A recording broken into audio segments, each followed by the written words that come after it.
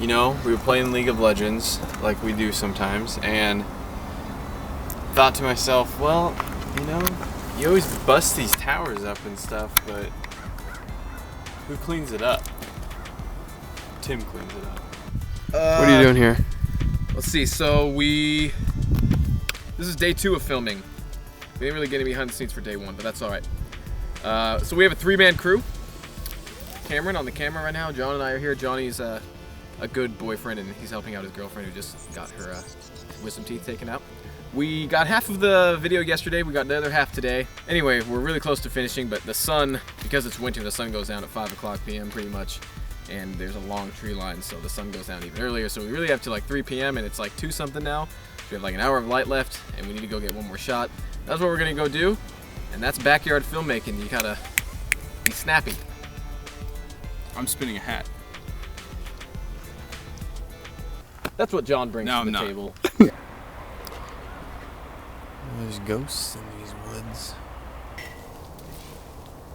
Me, man, make rock.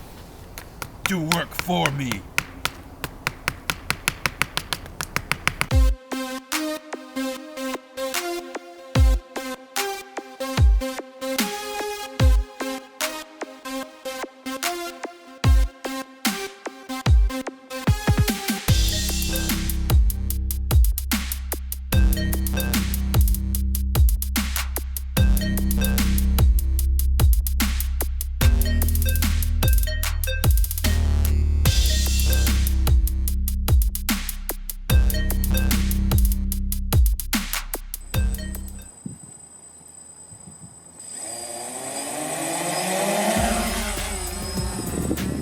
So for drones, this is a really nice area because there's nothing overhead, and with my GPS system, when I turn it on, it knows exactly where I am in the world in relation to this controller. So if there were trees and say something goes crazy with the GPS, it'll tell itself to come right back here, and it comes back about 30 meters up and comes back down on itself. So if there's trees above you, it'll just catch itself right in the trees. So this is nice.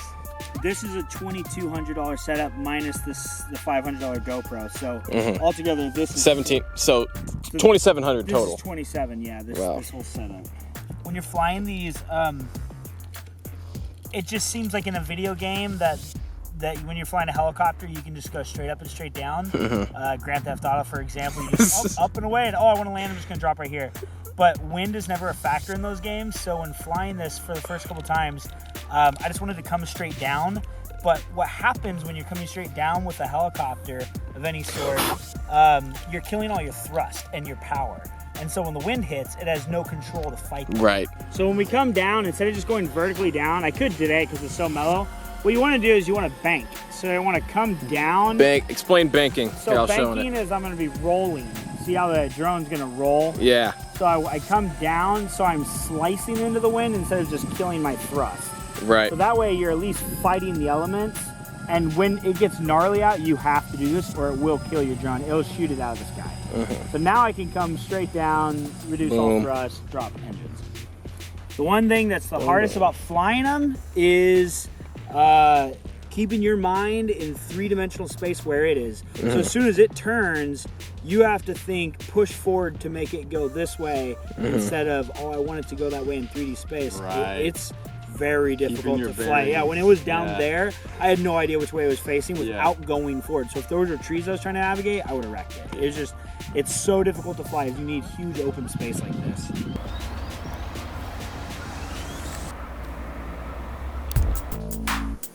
Here we are now in our Risen Visual patent pending post-production facility, aka our living room. Now we're digging into the post-production side of this video, which is about 90% of what we do on every video.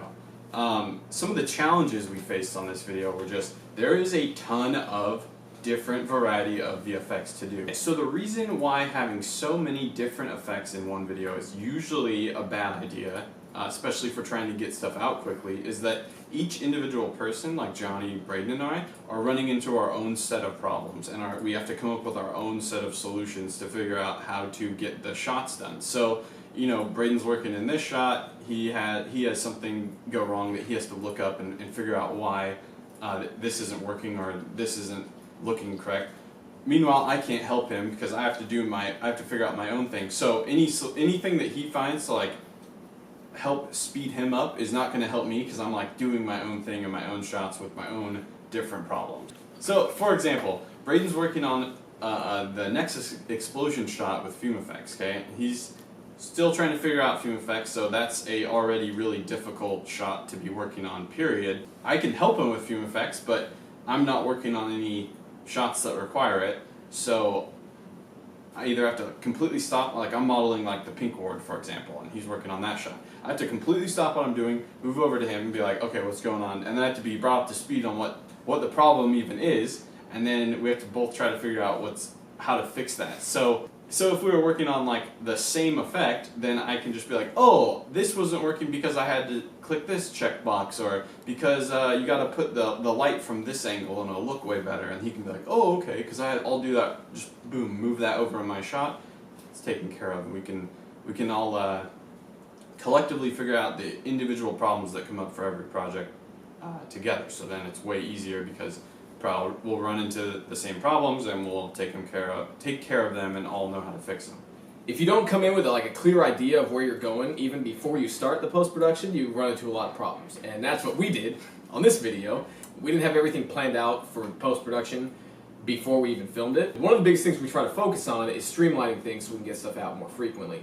And one way you can do that, and what we try to do, is we'll reuse things that we've done in the past. So, for instance, for Minions Revenge, we had models made up, you can go back and look at a bunch of our other League of Legends videos, but we modeled things specifically for those videos. And what I'm talking about is like, we made a Gragas barrel, Teemo Mushroomers, so on down the list of things. And so we were like, okay, well we can just reuse those and put them in this video because it won't take any time.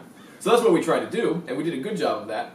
But where we did a bad job is we added things that we didn't have, which we were like, oh, that'll be easy to make. That'll take like an hour. But really, that hour turns into like 2 days to make that thing. So we always kind of underestimate how long things take in post-production. One aspect of post-production that we encounter with every single video is audio. And one part of audio is the music.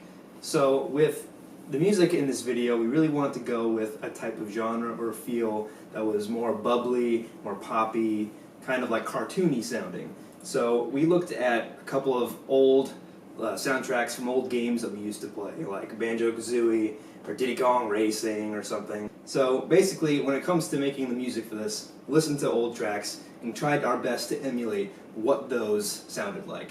Taking instruments like trumpets, taking instruments like xylophones and stuff, and keeping it going at a rhythm that can work with separate parts of a video.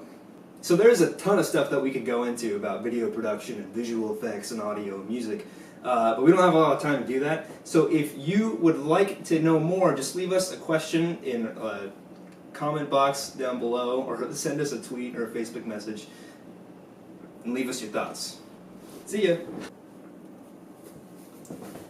See ya!